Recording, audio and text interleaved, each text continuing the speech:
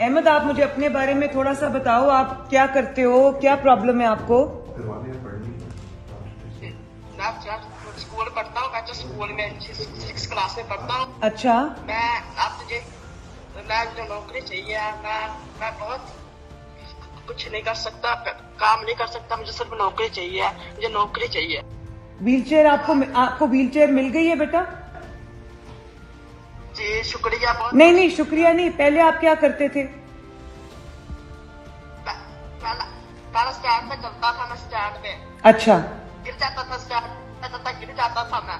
अच्छा, मुझे ये बताओ, आपको और कोई चीज चाहिए? नौकरी का मैं अभी इंशाल्लाह कुछ देखती हूँ, बंदोबस्त करती हूँ।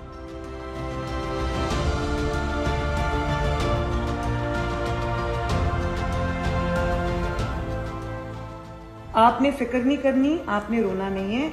मैं इंशाल्लाह कोई ना कोई आपका अभी हम बंदोबस्त करके जो आपको चाहिए वो हम इंशाल्लाह आपको देंगे। आपने परेशान नहीं होना, फिक्र नहीं करनी, ठीक है?